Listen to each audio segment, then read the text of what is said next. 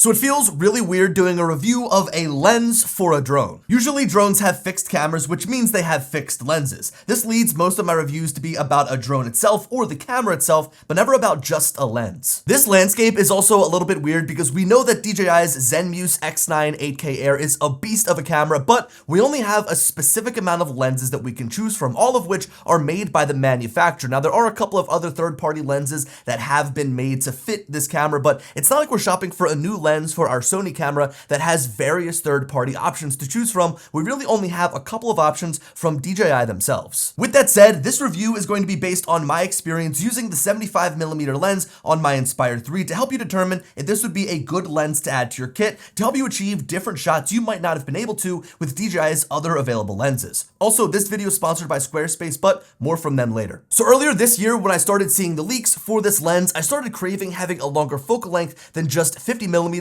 on my Inspire 3. Once it became available, I picked one up almost immediately directly through DJI and was shocked at how fast it shipped and was delivered. I placed my order on Monday, September 9th, it shipped the same day, and got to my house 2 days later on the 11th. Now, the reason I got this lens in the first place was for a video shoot with a local hospital where they wanted to capture their helicopter taking off and landing from the helipad of one of their newer hospitals. Being a higher production shoot, they of course wanted the best camera I could fly, so my Mavic 3 Pro wasn't going to cut it, and I knew that safety was going to be one of the most important things for this shoot. Staying as far away from the helicopter as I could to avoid any sort of incident was my biggest priority. I also thought that a tighter focal length would help focus on the helicopter, the pilot, and medics, as well as the branding of the building. This specific hospital was recently acquired by this company, and the top of the building wasn't all that much to look at as there were AC units and other commercial equipment. I think my favorite thing to do is when I have an upcoming shoot, I try to justify buying gear that would be necessary for that shoot as if I can't just use what I already own, and I'm sure everybody watching this video is guilty of the same thing. Like, hey, if I go out and if I buy this lens to do this shoot and I make enough money to pay this lens off and then some,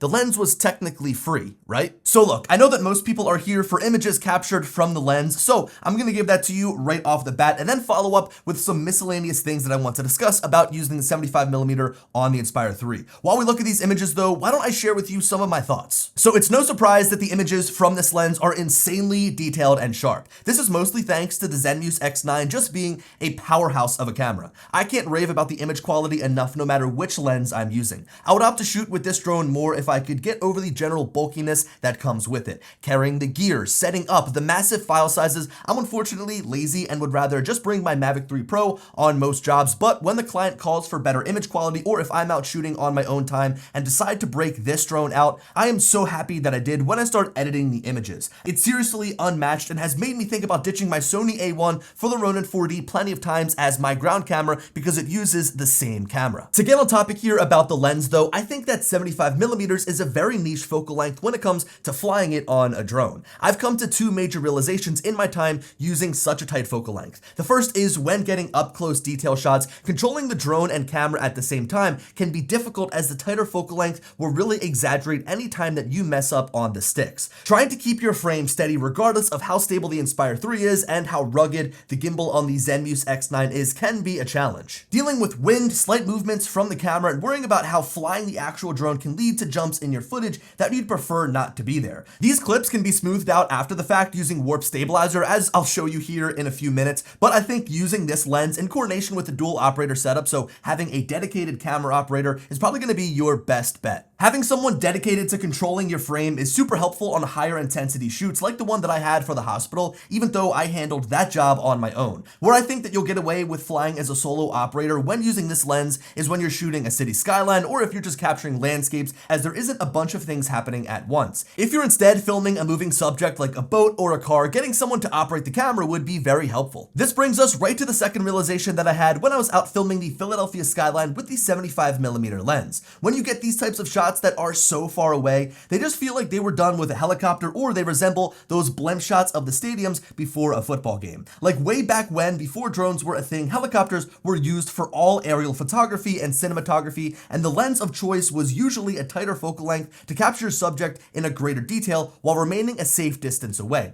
Now though, with a small unmanned aircraft, you can do things and fly in areas a helicopter couldn't, which I think makes wider angle focal lengths a cool look from an aerial perspective. Now look, I don't don't think these far away compressed shots look bad. In fact, I am a huge fan of being able to take off outside of the city in a big park, but still get close-up shots of the big buildings. And hey, there is no saying that you need to be far away when using this lens. It was really fun getting up close and personal, capturing details of buildings up close with such a high resolution camera. Now finally, I wanted to wait and share all of my low light shots at the end because I can't stop gushing over how well this sensor performs at night. Let's be real, a drone's best use case for flying at night is in a city or town where supplemental lighting is available. The 1.8 aperture on this lens lets in a bit more light than the others, which have a minimum aperture of 2.8. This lets you perfectly balance your exposure settings so you can keep your shutter at about 1/60th and you can leave your ISO at its second native value of 4000. Now the clips I'm sharing with you were captured in ProRes 422 HQ, and I've been adding noise reduction through Neat Video and Final Cut Pro to bring the noise levels down in these clips. Just know that you will need to do some sort of post-processing on this video. It's not perfectly clean out of the camera, but it does clean up very nicely considering the high resolution image and the bitrate of the video that you're shooting. With this camera and lens combo, I can pick up details at nighttime that I wouldn't be able to see with any other drone. The little lights in the buildings get lost with the low resolution cameras on other drones, but these low light images from the X9 8K are insanely detailed. An example of this is the rotating Eagles logo on the Cirrus Center. This is usually a graphic that is actually even difficult to see with your own eyes in person, let alone using a drone's camera. From out here though, it's perfectly visible with this lens and camera combo. Now if you guys want, I'll upload some sample images to the link down in the description. Have some patience though, because they are 8K ProRes files, so it might take some time to get them downloaded. Using my website, you can select the exact clip that you want to download, so you don't have to spend time downloading everything through WeTransfer all at once. So yeah, the image quality from the X9 8K Air is simply insane, and I think the 75mm does a great job at highlighting all the detail that this camera can capture with those up-close shots from the tighter focal length. Now let's get into some of my thoughts using this lens, but first, here's a quick word from this video sponsor, Squarespace. Squarespace is my all-in-one tool to share my content, acquire new business, and fully service the clients that I'm currently working with. With a recent overhaul, I've been able to showcase my best work the way that I want to on my website, giving future clients that want to hire me a clear understanding of the services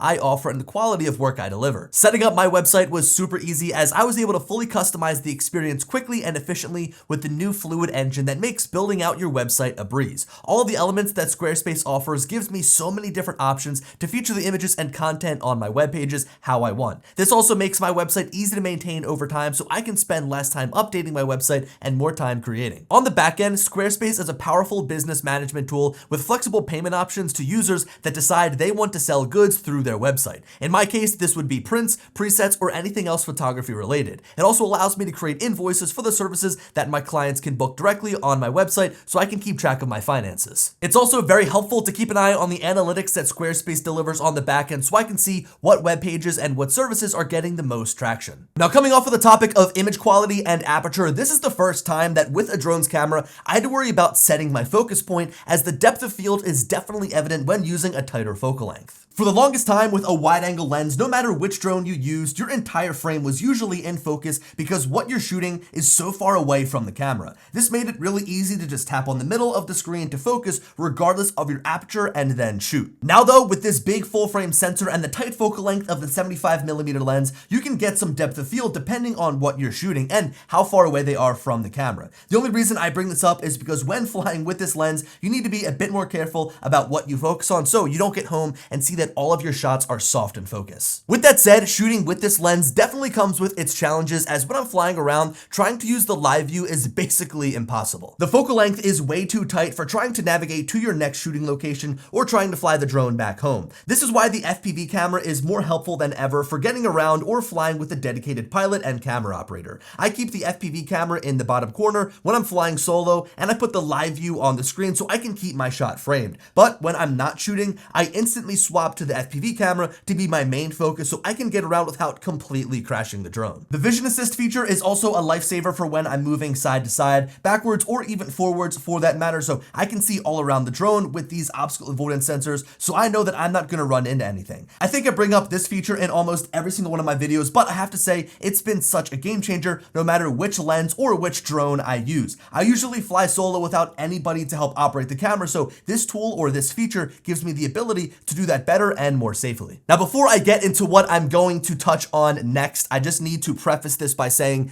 in no way am I saying that the Mavic 3 Pro's camera is better better than the Zenmuse X9 8K Air on the Inspire 3. What I'm simply saying is that I prefer some of the functionality within the Mavic 3 Pro's camera in the way that you can switch between lenses. For those that might not have the Mavic 3 Pro, it has 3 cameras built in with 3 different focal lengths. These are 24mm, 70mm, and 166mm. The big issue though is that as you go up in focal length, the sensor size on the camera decreases. So while the footage from the main 4/3 sensor looks beautiful with great dynamic range and detail, it gets worse as you go up to the 70mm, and then it's even worse up to the 166mm. What I like about this is the convenience factor. Right for my drone remote, I'm able to switch between focal lengths without having to land. I just press a button and shoot away. For example, this came in handy when I was flying down in Cape May and saw a big yacht coming into the inlet that I wanted to shoot. I was able to get a shot with the main camera to show the whole landscape and then flip to the 70mm for a closer tracking shot. If I instead had my Inspire 3 in the air at that time, I would have been left to capture that boat with whatever lens I had on. I wouldn't have had time to land the drone, swap lenses, and put it back in the air because at that time, the boat would have passed by and been in the inlet already.